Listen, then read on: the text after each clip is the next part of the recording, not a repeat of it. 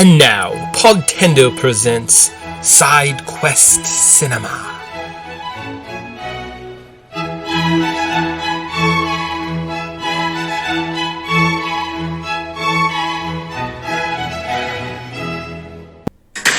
fellow mutants, the real enemy is out there.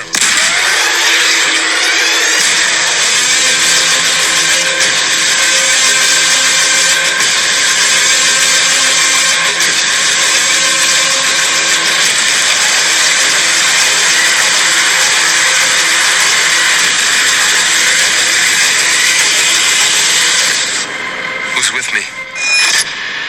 X-Men First Class, rated PG-13. Guys, welcome to the Podtendo podcast, where we analyze, reminisce, and replay the glory of old Nintendo games. We can be contacted on Twitter at Podtendo Podcast, email us at podtendo@gmail.com, check us out on YouTube. Sometimes we're on Twitter and Instagram, but if you contacted us there, there's a really good chance that our social team is not talking to you. We're a review, let's play pop culture something show. I forget what it is.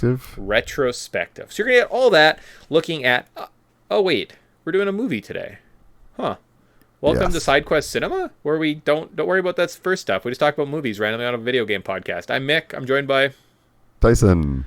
I was not paying attention. I obviously have other stuff on my brain. So, You just heard Killer Instinct. Why? Yes. Huh. All right. Yes. Well, sometimes you just kind of get in the flow of things. So... I do two different shows. Often we record on the exact same day. Over under number of times I've said the wrong show title on the wrong thing. Very few. Maybe four. Two. Maybe two in literally the 7 years we've been podcasting. Yeah. Yeah. That's pretty good, actually. That's very good. Sometimes in this one, though, I forget that we're doing a Side Quest Cinema. So this is a non-numbered show. This is a little bit more off the beat. We're back into our X-Men series. So our... going through all the X-Men movies. We're on number 5. Yeah. Kind of crazy that we're already at First Class. Feels like when we started this whole thing, I was kind of like, wow, we got to get through some movies before we get to First Class, but it kind of flew by, and here we are. So I remember the first at least 2 movies fairly well. They kind of have resonance in my head, right? The third one, shocked by how much I liked it and how much kind of fun we had. I could not tell you a single thing about X-Men Wolverine. I don't remember us talking about it. I don't really remember listening to the show after the fact. It's so far removed from my head. So in my mind, we've had a long break from X-Men. Maybe that's why I kind of forgot. We're kind of back into sort of a soft reboot of the series today. Yeah. With one notable exception. So pretty ambitious for them to actually give this a full-on I don't know if this is a bigger budget than the other ones. I never fucking check, but yeah, I think it was kind of they grabbed a bunch of new actors, kind of wanted to go with the younger, almost origin story for everybody. But yeah, well, we'll get into it a little bit. I have some development details that kind of help show you where they're at, but I mean, we also have to look at what Tyson is going to do later in the show. Is going to tell you what's going on with the X-Men. So what cartoons are on, comics, stuff like that. So kind of that pop culture world. Unless he forgot, in which case you have some time. I have the comics for sure. I may have forgotten about the cartoons because I think we're done the cartoons. I think it may not exist. So, but on that note, we'll go through it at this point of the world after kind of. X-Men Origins Wolverine, we see Iron Man, right? So there's something kind of different changing a little bit in the comic book world where we're not just getting a Batman movie sporadically or a Superman movie and one of them is being really good, and we're not having to sit around and say oh man, the best comic book movie is Kick-Ass, right? So we've kind of moved away from that point. We're almost close to the MCU. In fact, we're really close. So as we go forward, we're going to have to look at these X-Men movies through the guise of what is happening in the other cinematic world too. So I have some notes on that. So if you're I didn't do that, that's fine. But going forward, we're going to have to look at this as not just a random property. This is a franchise potentially we're talking about, right? This is when comic books become more important in movies more than ever. And we're going to see over the next decade of movies that are being released, of them being some of the biggest, greatest cinematic stories we've seen. Some of the narratives that will change people's lives, right? That are going to be up there with anything that's come before it, we may never see this kind of level of storytelling again. So, a lot to get to. But first, we got to talk about X-Men First Class. It was released June 3rd, 2011. Runtime was 111 minutes.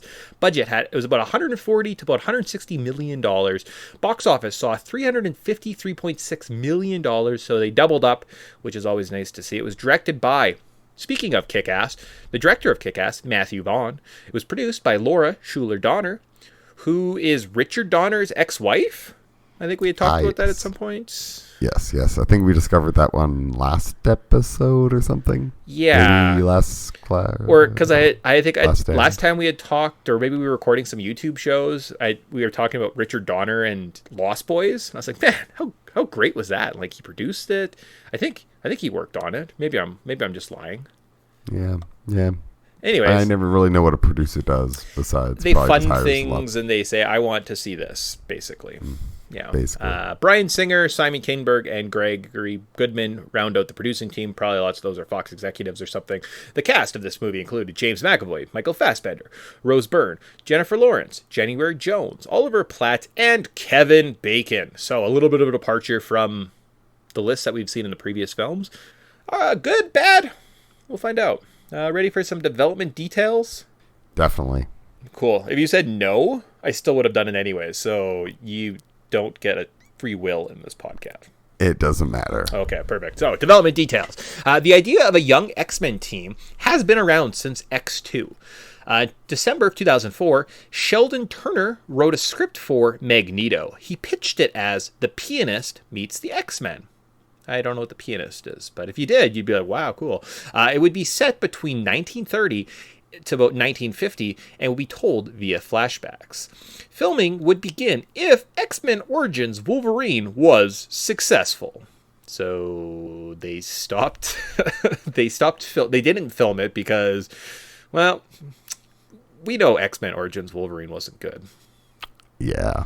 They must have saw like a daily and were like, just cancel it. Yeah, it's fine. Don't even need to finish the script. It's fine. Yeah, we don't need this at all. So. And I can't believe you've never seen The Pianist. That's when Adrian Brody won his Oscar. So yeah, I don't really like Oscar movies. I don't really care about the Academy or the awards at all. So that's fair. I think that was, but anyways. Because Weird wasn't even nominated, and Weird is the single greatest cinematic experience ever. In 2009, McKellen confirmed he would not reprise his role as Magneto since he was just a little bit too old, unless I guess it was like a one-off cameo, and we'll see in the next couple films, or maybe it comes back. They planned to use the 1962 Cuban Missile Crisis since it would have a nice tie to history. Vaughn always wanted to be involved in an X-Men property, as well as make a Bond film, as well as a Frankenhammer political thriller. So he viewed this property as kind of his dream project. He got to take all of his pet projects, anything that he wanted to work on in the future, and kind of roll it into one. So you could see kind of the passion coming through. And that kind of explains, like, he kind of has hints of all those things, right? Like, you get your X-Men, but at some points they are just James Bond and their secret, like they're secret agents. And then at some point there's political thrillers happening, right? So he rewrote the script, adding new characters and removing others. A love triangle between Moira, Xavier, and Magneto was cut, as well as the inclusion of the character Sunspot, just due to the fact that he turns on fire. It would increase the budget. They just didn't have time to kind of work with him.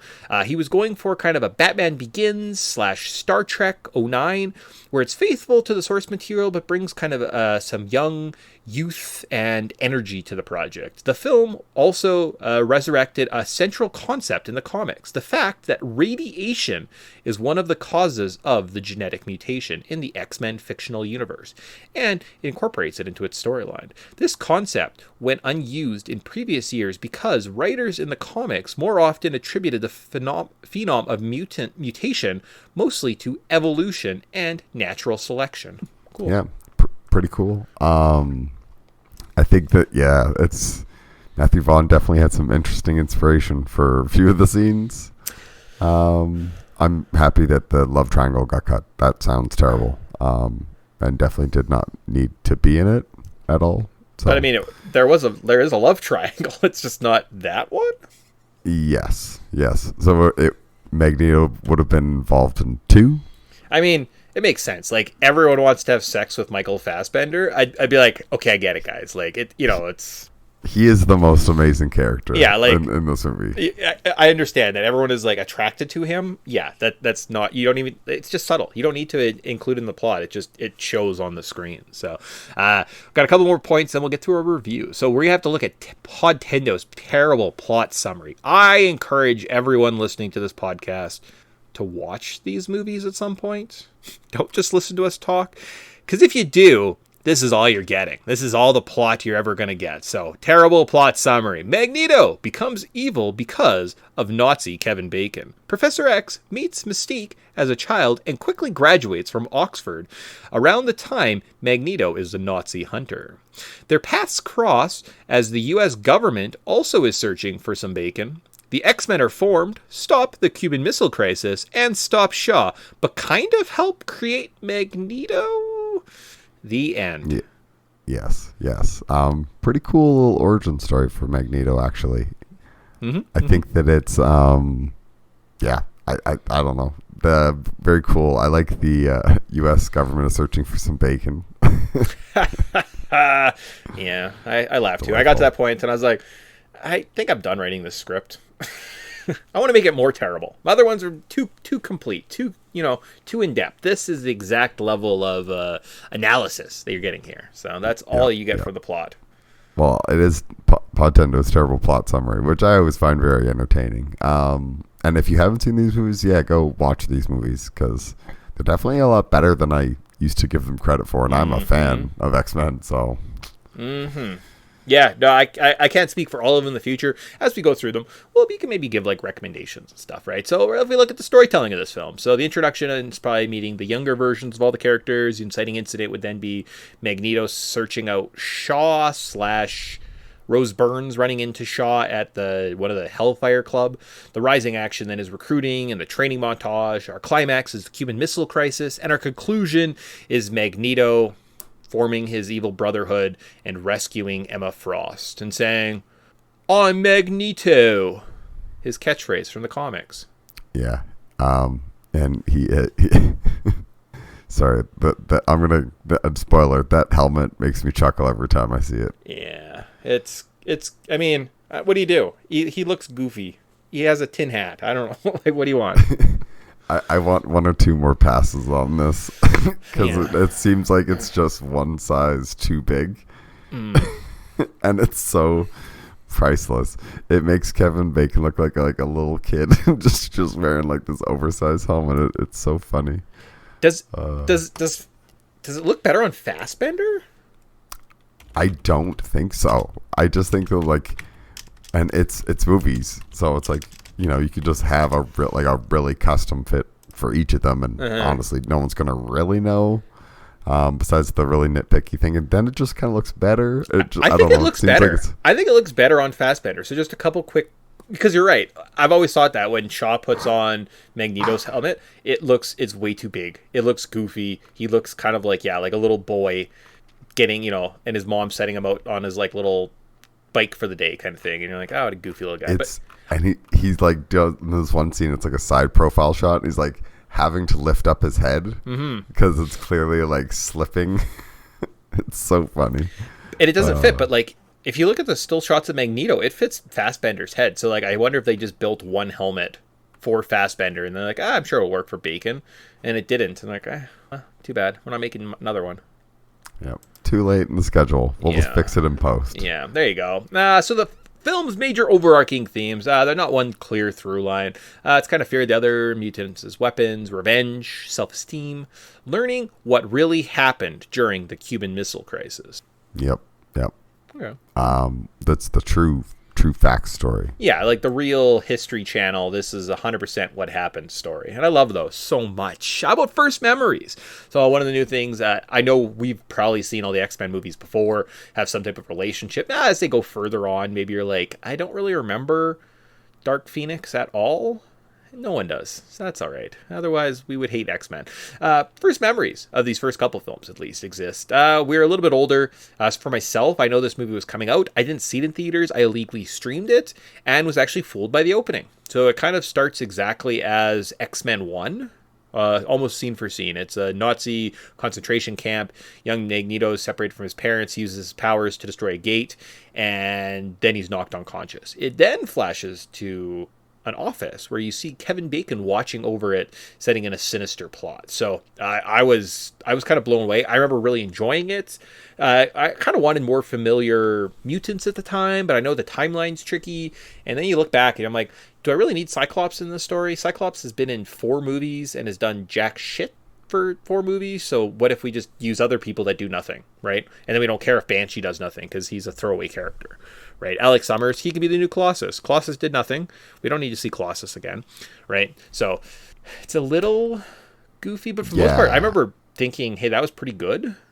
Do you have like a first memory? Like when was the first time it came into your life? No idea. Yeah, I can't be point. Like I was in university, so I was probably just like right around this time was probably finals or something. So I'm like, probably didn't see that. And then it was too late, and I think I might have caught it when I was on a streaming service or whatever. And I was like, hey, this is actually much better than I expected. Who has finals on June 3rd? Is this June? I thought this was May. June, yeah. Also, who has finals in May?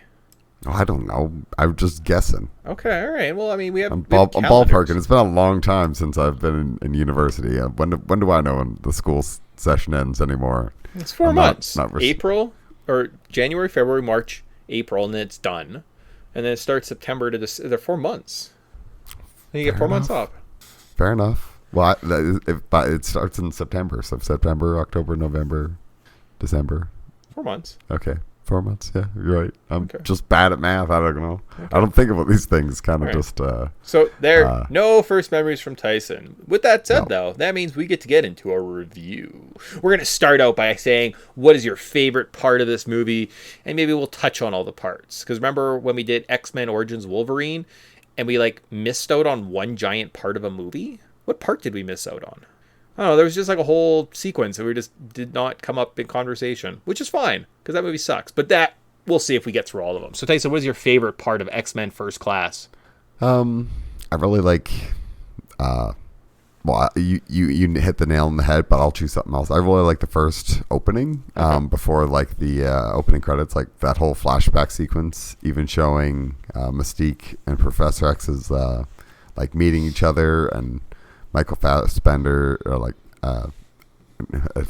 Magneto's just origin story and how terrible Kevin Bacon is. So it's I like that. I like that opening a lot. It's really well done. Nice. And Tyson, yeah, I do. I agree. There's some really excellent parts. There's some top-notch X-Men action in this movie, and then there's some less notable parts of this film. We'll get into that in a little bit. But my favorite part, and I got to talk about my favorite part first. Tyson didn't want to steal the thunder. He didn't want to steal the performances we get in this film. When we heard that they were recasting these parts, they were going to be younger, you kind of roll your eyes because you're like, man, who's going to be able to outdo Patrick Stewart's Professor X? And who's going to be able to do Sir McKellen's Magneto better than that, right? Those are 2 bangers. Well, they did it. If you can say nothing about the legacy of this film, Michael Fassbender's Magneto is actually maybe perfect. He kills it. He is the best part of this film.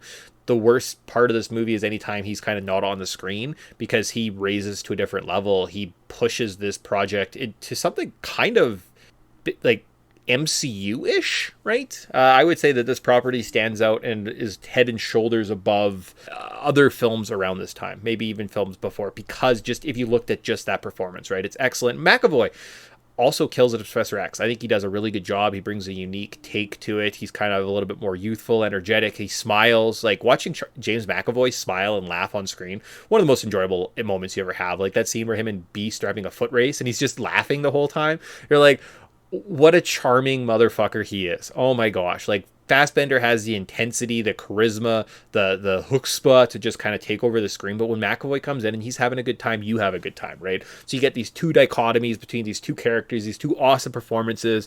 And it's just a shame that everything else in this movie didn't step up to meet those performances. Because we could be talking about The Dark Knight and First Class on the same level, right? I think Jared Leto's Joker and Michael Fassbender's Magneto, they're not that far off, right? Maybe Ledger's given a 10. Fassbender's given a 9.5, right? He's just absolutely just killing it. Yeah, he is definitely, he steals every scene that he's in. He does an incredible job of speaking very fluent, like multiple during the Nazi hunt thing. Like that's awesome. That is so badass. And you could take like I think it's the Argentina scene where he just like throws the knife and stabs the guy, and like makes the other guy shoot him. Like it's such an intense scene. But he's going from like place to place to place, and he's speaking like French and then German. And it's like he nails it so perfectly, where he just blends in like a secret agent. He's planned this whole thing out, and he's so methodical.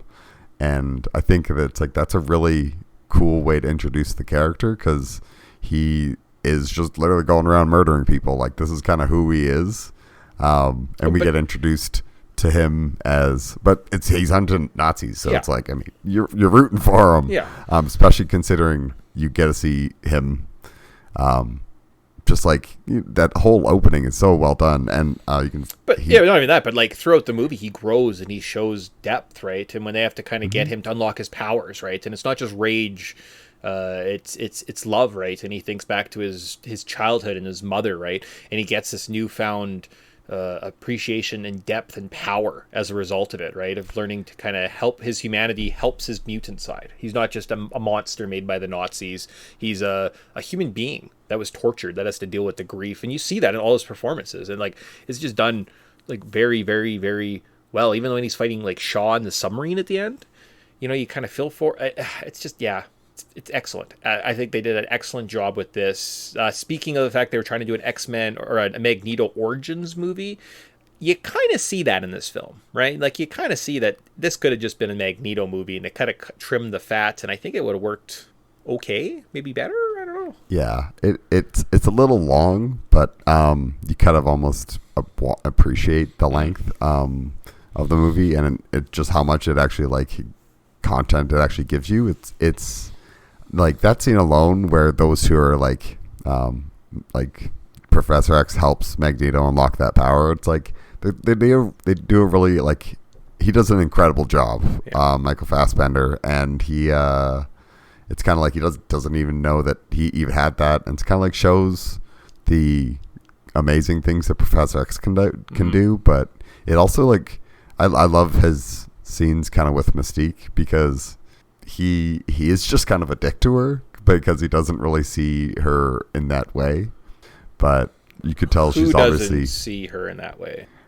Professor X doesn't see Mystique in like a relationship way, because during like the opening when she's kind of talking to him after the bar, they're family. It's like the family, and she's like, no, but like if you didn't know me, like would you think of me as my blue self is beautiful? And he's just like, he can't bring himself to like, no, but he's trying to be so nice with it, but at the same time it's like he knows how much this kind of means to her, and he just like is trying to really walk a fine line, because he knows she's obviously is obsessing with her physical appearance way too much.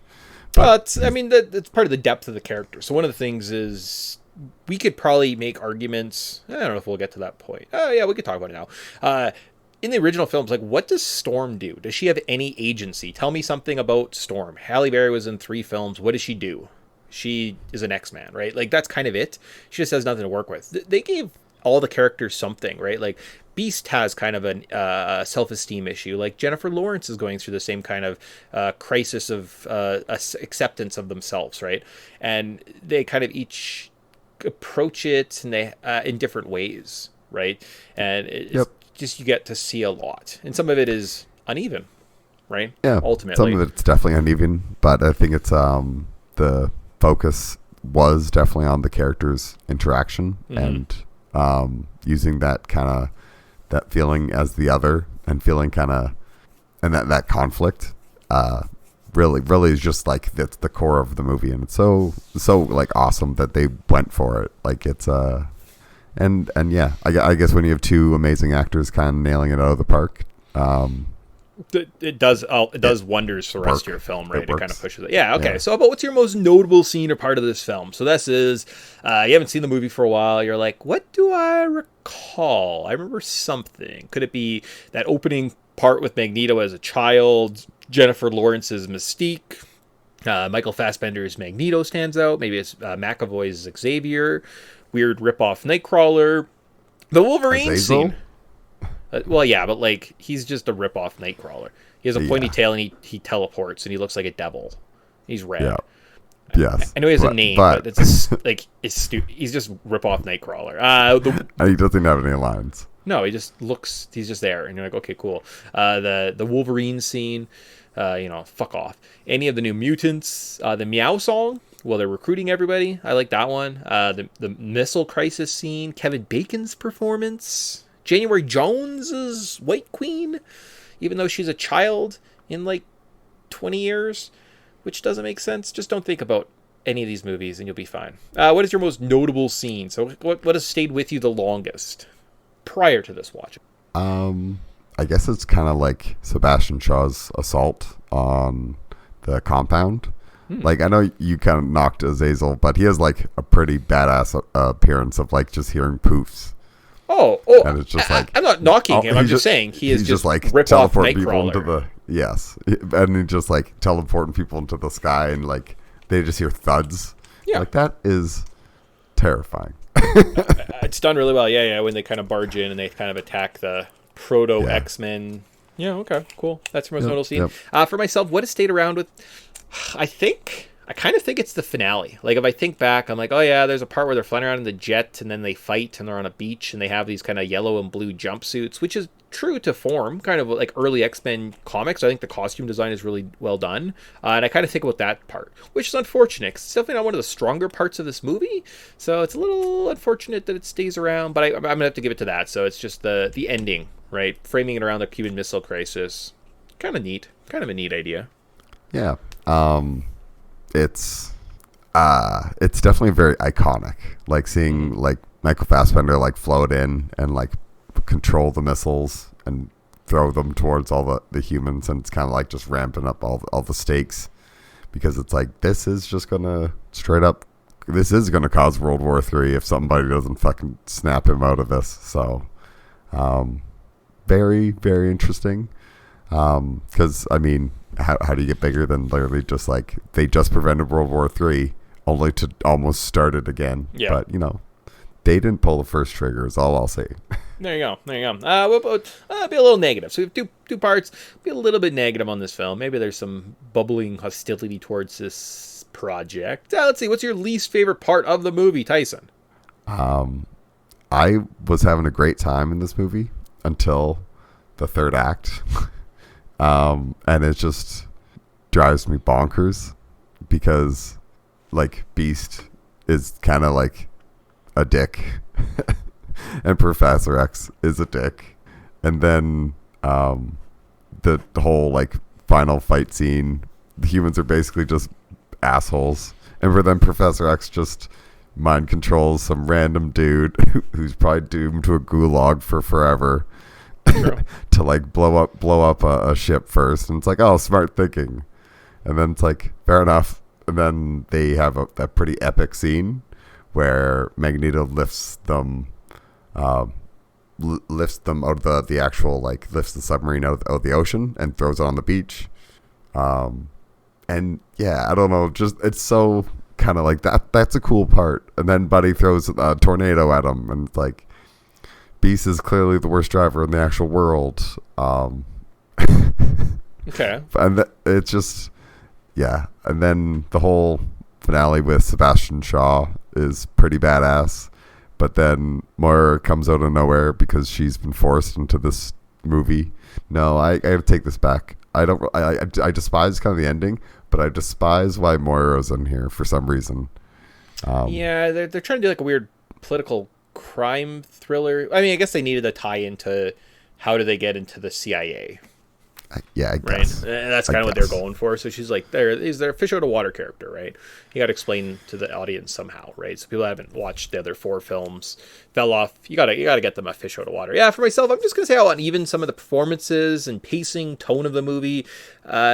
It's not just as is constant, and I think that's kind of more. It's not an individual part, so it's not really the story. It's not the characters, right? Like we were kind of nitpicking on the last films because we love these properties that we come in them and they were treated poorly. I think they treated the X-Men universe really, really, really, really well. Everyone has something to do. Again, you're not going to get Alex Summers. What is he? He throws laser discs. That's kind of all you're going to get, right? That's fair. That's what we get with these side characters in these big films, right? Like that's fine. I mean, like, and the Darwins. Yeah. And yeah, like he's pretty like his death's pretty like crazy, and actually shows that like that's kind of the kick starting point of why like no, we need to get an army going now. Well, and there's seriousness too, right? And it's something. Yeah. So it's not even like those things. It's just more of as a film. It is a little uneven as you're watching it. They have like joke scenes, and then there's like weird montages, and the montages go a little bit too long. And I'm like, why are they staying with this scene? Like, why is this happening? Why is that happening? And it's just, I don't know. It needs to be a little bit cleaner. Some of it, devil's advocate again. If this was Matthew Vaughn's passion project and he funded it out of pocket and he put it out into the public, we'd be more critical of just one person, right? It's a studio project. Of course it's going to be uneven. There's so many working parts. There's so many moving parts. And I think just a movie at this scale, it's really, really tough to have everyone pointed in the right direction, especially since you don't know the scope of how many movies you're making. If they know that you're getting 3 movies to run with and it's set in stone and the contracts are written, you can make a much cleaner trilogy. Right. But like things like, why is Magneto now the bad guy at the end of this film? Right. Like we have sometimes like, what would you change? I don't know if I would change a lot because I don't think this movie has that many flaws. I would do things like sign 3-movie contract. Let's make an overarching, like a time travel script, like tell a story in the 60s and the 70s and then the 80s. That's really cool. That's a neat idea. Let's do that. But I think just because you don't know what the future of this franchise is, at this point, right, from as a creator, and it's tough to lay Easter eggs to have the next guy come in and he's like, oh, we're doing a rogue movie. Oh, yeah, but okay, and it's also like it is cleaning up after what was essentially a not very well respected like 4 movies. So them like coming in completely like doing we want Sebastian Shaw, we want Emma Frost. Mm-hmm. Zazel and like a couple characters kind of throwaway. Like Angel doesn't really need to be there, but it's kind of like it's kind of just filling out the universe. I'm fine with it. But Angel has more going for her as a character than Halle Berry had in 3 films. 100%, right? And it's like her line of she's a stripper, she has angel wings, and she has a point where she looks and these guards are making fun of them for being mutants, and she's like, I would rather them ogle my body when I'm naked and pay me for it than look at me as a mutant of like who I really am. So she's that torn, and that's great depth. I'm like, I understand so much more about this character just from that one line. Like it's nice and clean. It has parts like that where I'm like, that is incredible, because you don't have to do a lot with Angel as a character, but I now know so much more about her, and I care about her, and I understand her dilemmas, and she's not just becoming a bad guy to become a bad guy, right? Like, she seriously hates herself and kind of can't accept who she is, right? And she looks at Magneto as someone that maybe helps her accept herself. Cool, awesome, great. But same with Sebastian Shaw, and it's just like, it's kind of like you can see where, but it's cool that like these characters have motivations. They're taking the property seriously. So for them to like clean up the mess they had, and then fix a bunch of stuff and actually like care and develop a really solid product. Like it's a little uneven at points, but it's you really have to nitpick. I mean, my one criticism, because I was thinking about this, I was like, I'd really give the costume passes just one more go. Okay. And same like I laughed about the helmet thing. I was like, the helmet thing and like Jennifer Lawrence's like makeup. It's like, you could do something. You don't have to just do the like. I understand it's in the same universe, and even if you include Wolverine, everybody's gonna be like, "Oh, you can't mix this up. Has to be the same Mystique." It's like, you know what?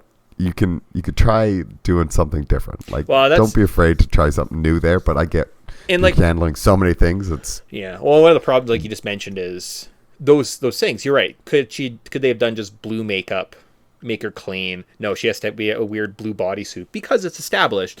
And comic book fans are some of the worst fans out there, right? Like young males are usually the worst audience to try and make a product for, because if it's not tailored exactly how they like it in those books they read in their mom's basement, they're going to hear about it and they're going to be vocal and mean, and so you're kind of a double-edged sword where you're like, we don't want to piss off the fucking nerds, the losers, the loud majority, so we can't, I mean? Like, you're hamstrung by so many things when you're creating. You're like, we're only going to lose. We're going to lose so many battles doing so many things. Like, let's just try to do the big stuff, right? And that's honestly, that's where I can kind of get into my praise if you're done with your criticism. I didn't even get it. Like, because I'm kind of like, what's my criticism? That there are just some lackluster performances. And I think they just don't. I guess my criticism is the rest of this movie doesn't step up to compete with McAvoy and Fassbender. They're in their own film, and I would prefer. And this would have taken a big set of balls by this production company to make it this way. But when you see what you have in McAvoy and Fassbender and the chemistry and just the energy and the passion that these two are putting on the screen, you cut, like, I don't know how you do it, but I think you cut the rest of the film that if they're not in it, you don't show those scenes almost, right? Like, that's kind of where I think that's kind of my criticism is the rest of the movie is fine. Right? It is fine. It is fine. But it could have been awesome. It could have been great. It could have been better if you would have stepped up and competed with these two juggernauts that are going at it on screen, right? And I think that's just kind of my criticism is I was like, I want to love this movie and go back and watch it and have higher praise for it, but I can't because there are issues, right? And like, it's hard to put your finger on it. I didn't have a least favorite part until I sent you the notes this morning. Right? Because I was like, what don't I like about this? It's so hard to pinpoint with this film because it has excellence, but then it has sub-average for a little bit. And then it's good, and then it's what's happening, right? So it's just, I don't know. That's kind of my criticism. Yeah. And I mean, we don't really have this point or this part anymore, but maybe like quick, after listening to your criticism, it's like maybe a quick, like, maybe what you change is you're like, you're right, you kind of just trim the fat and just kind of almost... Because I think you could almost get away with just a Magneto, Xavier, Mystique, Beast story. Cut the kids.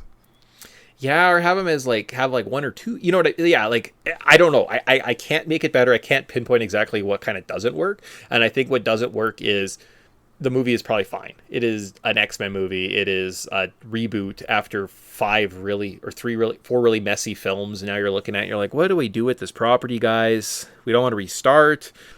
Smack your head. And studio's probably like, no, we still want to like use these, so make sure you integrate these somehow. That's probably studio's notes was integrate more of the X-Men movies, the previous X-Men movies, and they're like, I just want to tell my own story. Fine, I'll throw in like the X-Men mansion. Is that good enough for you? Sure. No, but you need to see the Blackbird at some point for sure. It's, okay, fine, I'll throw the Blackbird in there. Oh, and Cerebro. Fine, I'll throw Cerebro in there. It's like I got a whole other story planned, but we'll make it work. Magneto did help Professor Xavier build it. He turned a satellite dish one time, so that was kind of him building it. Yeah, and it's like I don't think that's how it worked. And it's Jennifer Lawrence. So you built this Beast? Yes. It's like, I like how Professor X and Magneto built this together, didn't they? Wait, they were supposed to build it together, and they were at the training facility where they had it, where Beast made it. But then Magneto becomes a bad guy, but then at some point he becomes a good guy and comes to the mansion and helps Professor X build Cerebro. See, again, the timeline is really messy. If you think about those nitpicky things, it becomes worse than it is. But that's kind of it I have to say for this film. It's not terrible, right? I was going to kind of rank it in my praise. So let's move on to our praise and we kind of talk about that. What is your final praise of this film? I am so happy that they took the material seriously. Cool. And they gave us a character-driven movie. Great. Yeah. That's pretty much what we got, right? For myself, this movie is really, really good. I don't remember it being so strong. And similar to X3, X3 in my mind is like the worst piece of trash in the world. You watch it and you're like, oh, okay, actually, okay, that was fine. Like it went from shit to fine. This one I remember being okay, to really good. So it's not as big as a leap in my mind, right?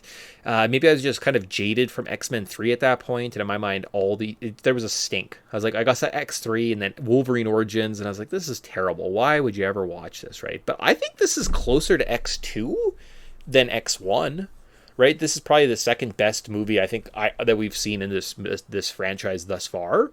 It's a little bit messy. It's not the cleanest, but I think in terms of rebooting a franchise and giving yourself more runway with new actors, that's a cool idea. You don't want to touch the original films. You want to leave that for now. You want to tell a time travel story for a bit. Great, do it. They did not do a terrible job. I know Days of Future Past is actually pretty coherent as well. I'm really excited to go back to that one. And then maybe not look at any other movies after that. But, like, I'm really excited for that. And I was expecting this not to be as close. But, like, yeah.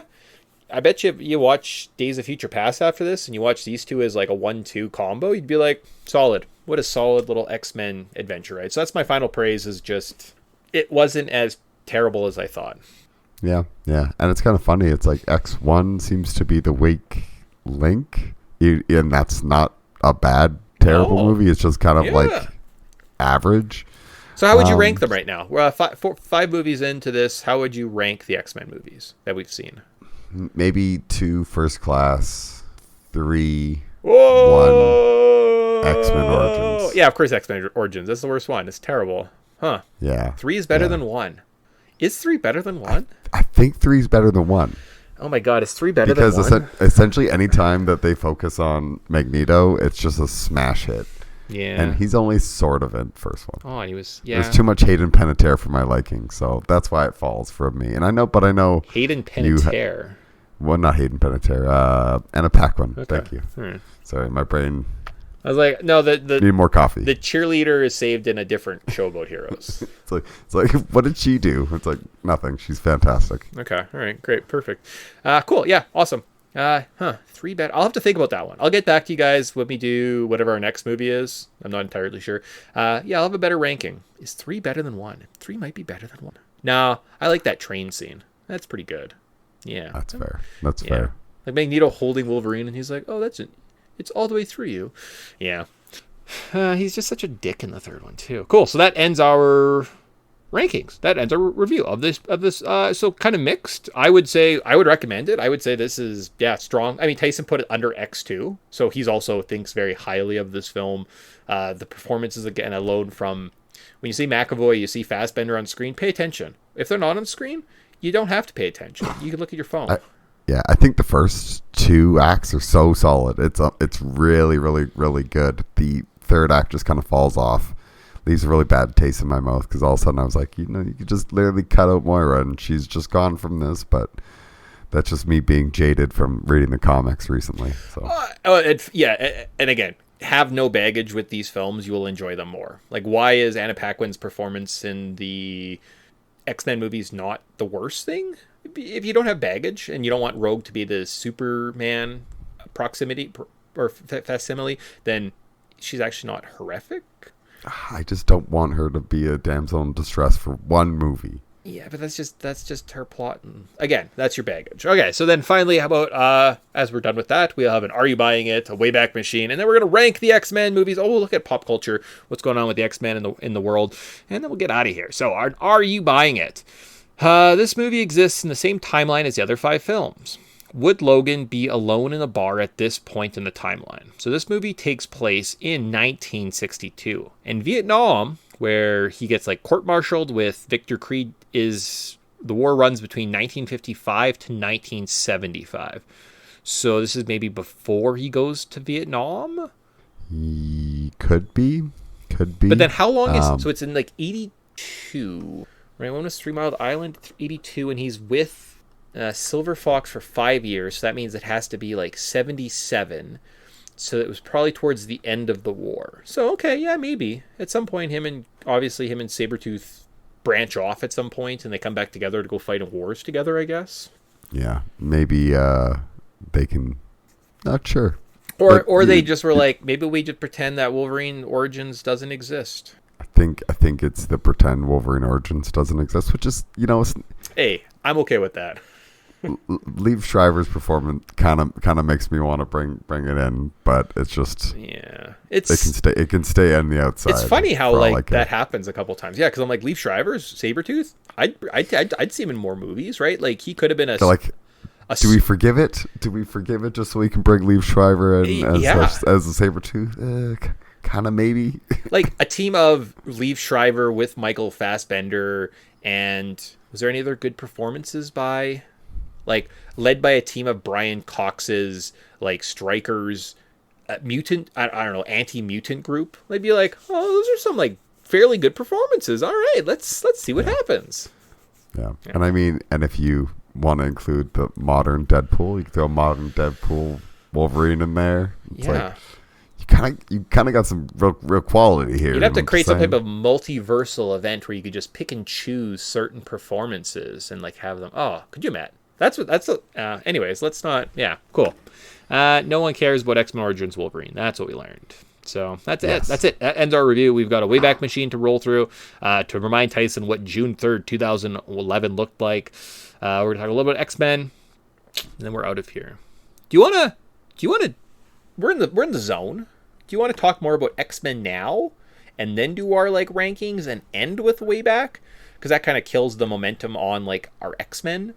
That's fair. I can quickly summarize it. I have. Okay. So what about other X-Men properties? Yeah. In cartoons, we actually have. Well, it's the X-Men anime. Okay. So we got Wolverine anime and X-Men anime. These are your options. Okay. And that's the end of the comics or the cartoons until maybe the end of this year. Yeah, new one or whatever. Yeah. Okay. Yeah. And then for comics, there was a couple ones, but I found the one that seemed the funnest to me because I forgot about this timeline. Currently in the X-Men universe, in the comics, they're fighting vampires. Okay. So this is X-Men 11. Jubilee has been turned by the dark forces of the undead, and through the battle with the though the battle with vampires is over, Jubilee own battle has just begun. Now a vampire living amongst an army of mutants. So Jubilee struggles to find her place and keep her vampire cravings at bay, but unbeknownst to her, one of her fellow X-Men may just hold the key to curing her thirst for blood. Could Professor X's own encounter with the vampire hold the key to her salvation? Interesting. So cool. That was ripped straight from the solicitations, and I tried not to stumble through it. No, it's good. Cool. Awesome. All right. Sweet. So that's what's going on in X-Men. They're fighting vampires. Is it Morbin time for the X-Men? A little bit. For a time it was. And they... Cool. See, everybody wants to have Morbin time, so it's just so exciting. You know what? Can't wait for the second movie. Oh boy. They're making a second one, eh? That's unfortunate. No. Jared Leto signed on for Tron. Oh, okay, perfect, good. So that's that. Other properties, like I said, we're into the MCU, guys. MCU exists. It's happening. This summer alone, we see, I think it's in May, we see Thor, followed by July's Captain America. So we have a sandwich of three properties, basically, of trying to start out their little franchises, right? We have Thor coming in to introduce the God of Thunder into the MCU, and then we have Captain America, the first Avenger, setting up the events of the following summer's Avengers. Right, so kind of some pretty big stepping stones. We didn't know what world we were getting into, right? But those three films in a row, it's not horrific. They're not. Comic book movies get better at this point, but like, it's not bad. Yeah. They're still laying like the groundwork, but it's pretty awesome groundwork that they're laying. So. It was like, I remember this is the hopeful time of like, wow, well, they could really just do whatever they want with it. They're actually taking their time with it. They're not just trying to force a giant, Justice League movie down our throat after I'm sure there was established properties. Yeah, like, 10 years ago, 2001, we were getting Fantastic Four, Spider-Man, and what's another, like Daredevil. And then Elektra. Like, those are the three movies you were getting in a row. Those movies are absolutely horrific. Thor, Captain America, First Class, good. So in 10 years, we've grown a lot, and yeah, we're just seeing the stepping stone. So it'll be kind of interesting to track the MCU. We'll get the DCEU in here at some point, although I think they just they don't do anything. I don't think DC does anything until randomly they're like, "Hey, Justice League, Avengers makes lots of money. We have our own Avengers. They're called the Justice League. It's got Superman. Done. Boom." And you're like, "Don't you need like some type of build up?" No, people will line up for it. It's fine. It's got Batman in it. See, we put Batman in it. Everybody, it's got Batman. Okay. You see, there's Batman. Sure, DC. I'm sure you won't be screwed up. And 12 years later, you still have no idea what the fuck you're doing with your franchise. That sounds good. Yeah, and it's okay. We hired James Gunn. Okay, sure. It's like, these aren't upgrades. Yeah, okay, all right. And then finally, cultural significance. As we stay in our happy place, which is X-Men First Class, we are currently ranking all the X-Men as we go through this. I might have standing somewhere. I think we did a recap last show, so everyone kind of knows where they are up to date. We are going to keep ranking them. So they get 5 points. If you're the best mutants, you get 5 points. The 5th best mutant gets 1 point. Everyone else gets nothing. They were keeping track of averages, who appears in what film, who does the most, and go from there. So cool. 5 stars. How did you rank your 5 X-Men for this episode? Yes, I did. Cool. All right. Who you got? Who's your number 5? My number 5 is Beast. Okay. I don't love him in certain scenes, but I think he does a really good job of showing that he's a very obsessed person, and he hates with a passion his physical mutant attributes. Whereas even though he does have the benefits of like being incredibly fast, and but he just doesn't want to like give in to that side. He'd rather just be like, no, I'd rather just be smart.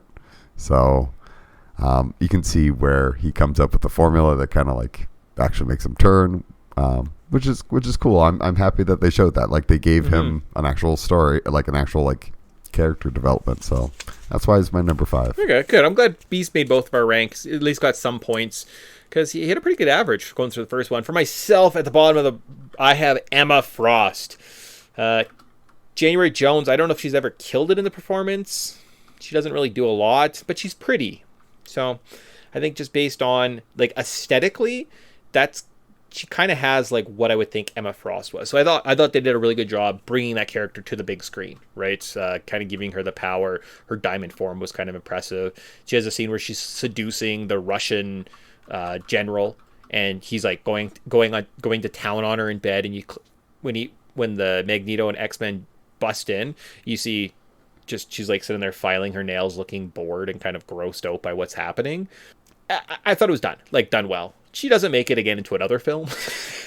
So, I'll give her a pity point. So good job, Emma Frost. Tyson, who you got at 5? I had Beast, but my 4... Or 4, that's what I meant. My 4 is Emma Frost. Okay. I like you said, she's kind of just there. She doesn't do an incredible performance. And I remember her getting a ton of flack for it, but I think she does an okay job. Yeah, sure, why not? Like I mean, for somebody who's supposed to be an ice queen, she sure does a very like iced, I don't really care attitude, and she has a really solid kick on Magneto. So yeah, cool, great. So for myself at 4, I had Sebastian Shaw. I do believe that Kevin Bacon's performance, I have a theory actually that Kevin Bacon has never been in a bad movie. So if you can find a movie that Kevin Bacon is in that sucks, I'd be interested to see it. But in my mind, Kevin Bacon, he just makes solid films. Bangers after bangers. He always brings it. But then I thought about it and I said, you know what scene has stood out really well and is a great use of his character? Wolverine. They go to recruit Wolverine at some point, and you see Hugh Jackman, and everyone kind of goes, roll your eyes. Here we go. Now it's the Wolverine show. And they say, hey, we're here to recruit mutants. And not even looking up, just fuck off.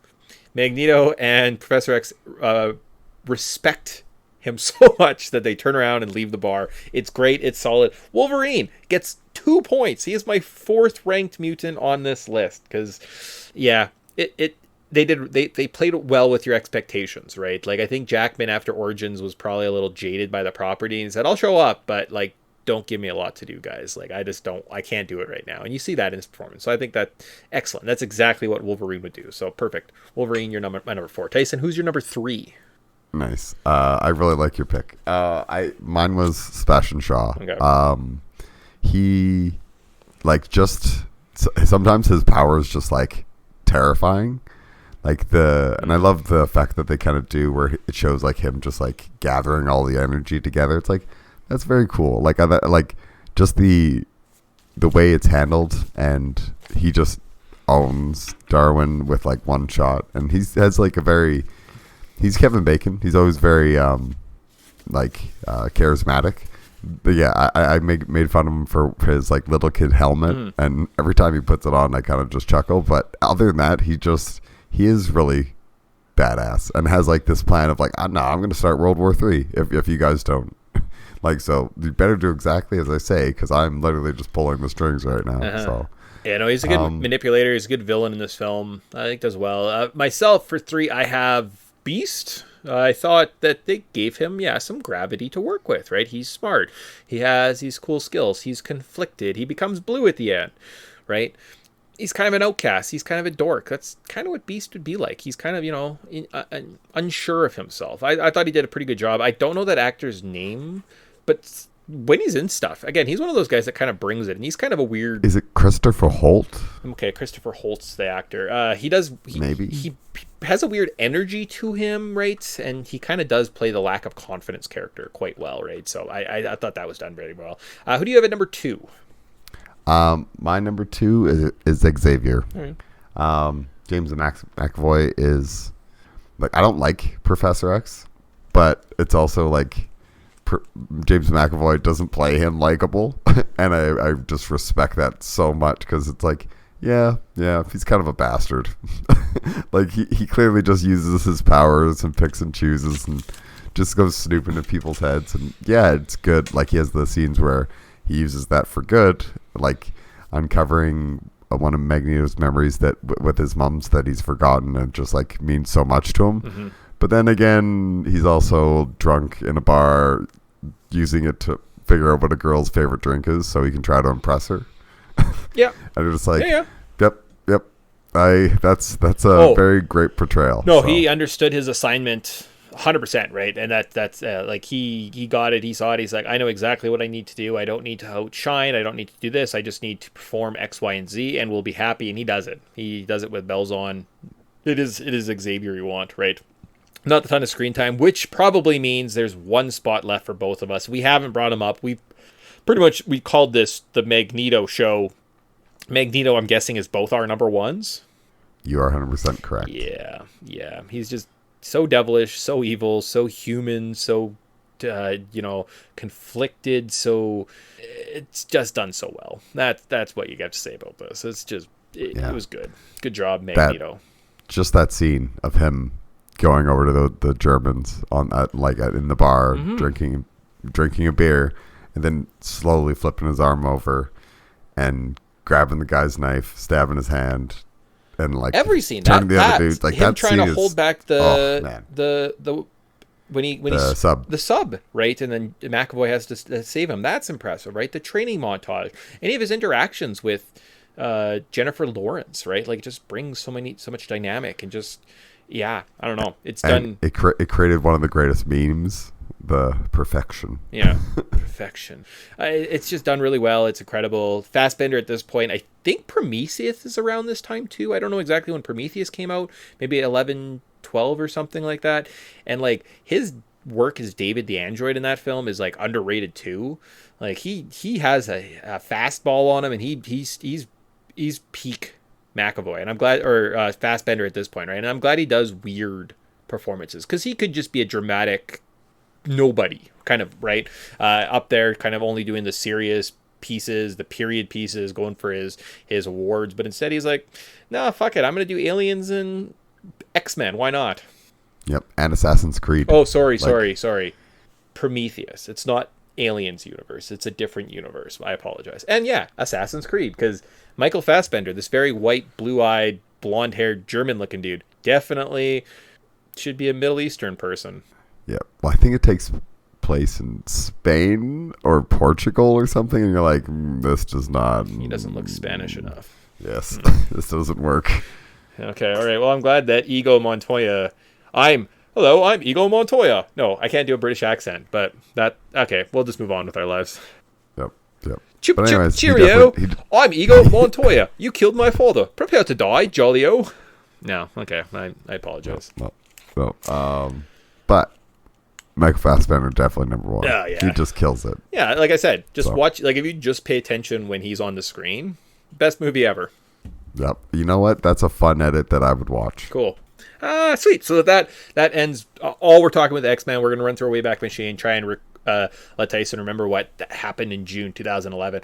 And then we are out of here. We're going to start by saying, as we travel back in time, do we want to live there?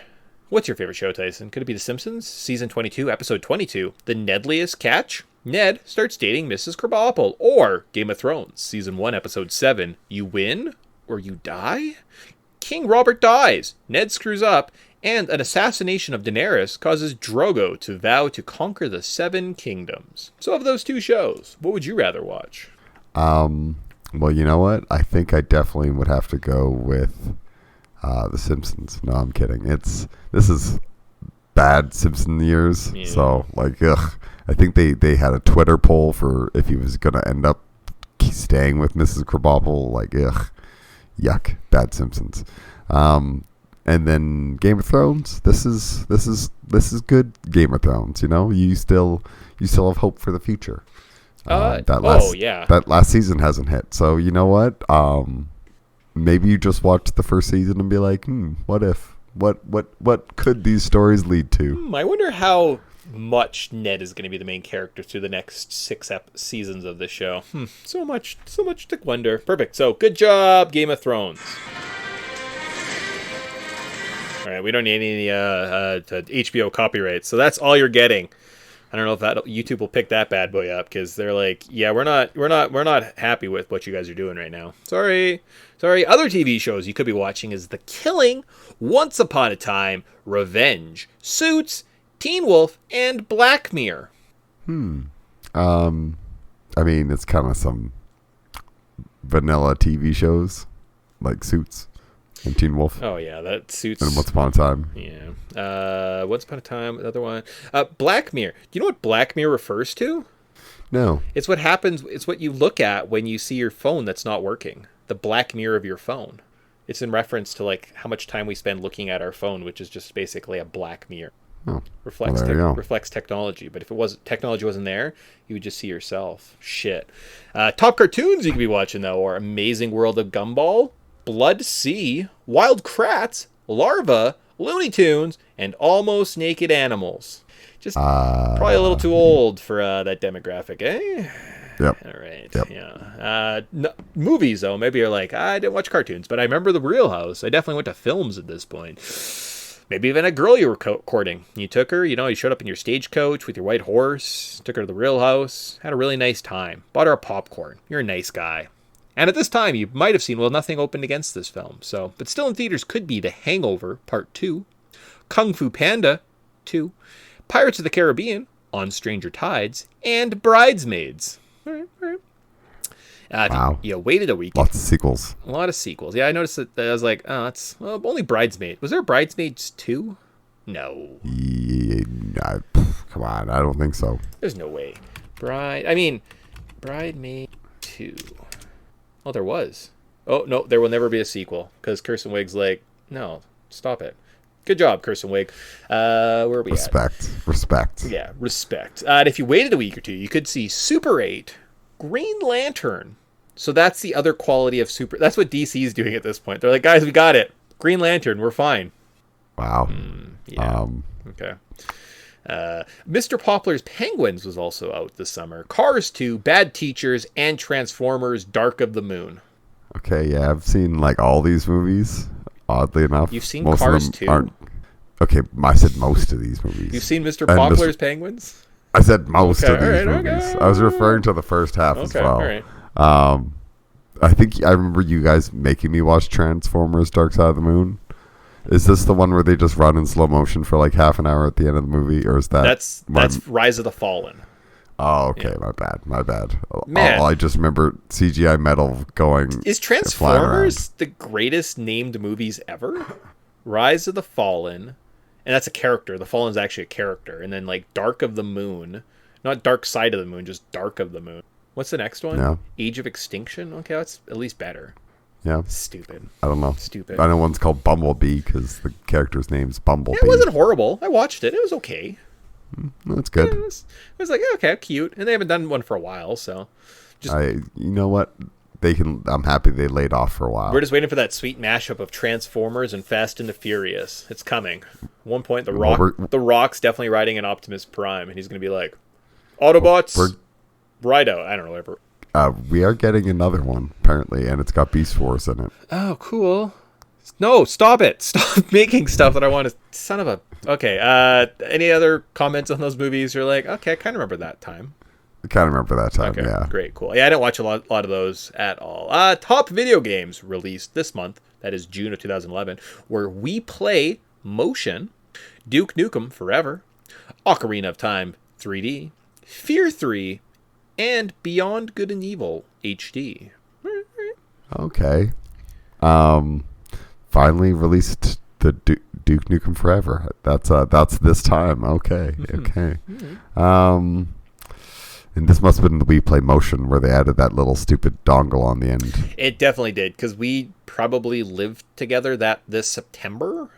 Because I remember you and Grant talking about Bridesmaids at some point.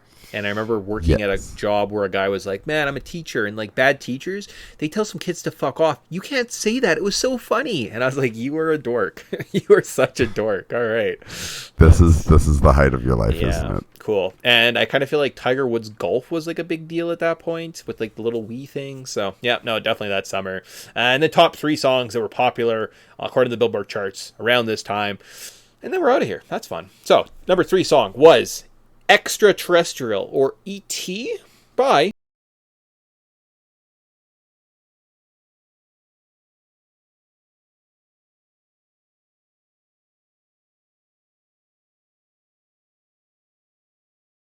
I completely forgot about, and then like a month ago it came up on a playlist and I was like, what is happening right now? Because that's an interesting ditty. Like, why did this song exist?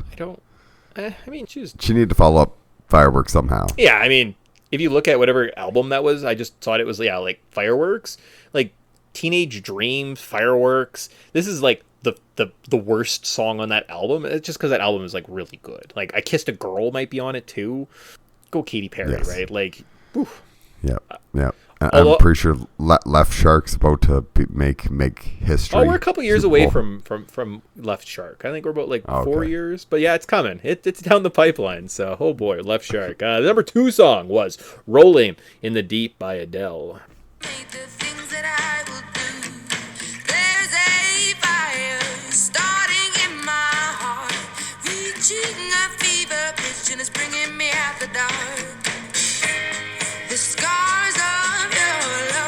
That's a good banger too. All right, go 2011. Yeah, that album's pretty. You just hit play. Well, that's what I'm like between that, but like if you threw on a Katy Perry and Adele, it's eclectic for sure. Like not a lot of people, but like man, like you're probably getting like 2 or 3 hours of just being like, yeah, no, I just those 2 albums on a playlist. That's solid. Good job, girls. Yeah, if you got stuck in a car with these albums, you wouldn't be hurt. No. As opposed to our number 1 song. Talking of 2 girl power females that are going to rise to the top of the music industry and people are just going to fall in love with, and they're going to be pop culture icons for like probably the next decade or so, right? Like Katy Perry, Adele, those guys are powerhouses. We get to, I don't even know what you want to call him. I mean, an entrepreneur. He is Mr. Worldwide. A powerhouse in the music industry. Yeah, sure. Not for me, but once in a while I hear a song and I'm like... I think that's a self-acclaimed title. Mr. Worldwide. Yeah, sure. Prestige Worldwide is Give Me Everything by...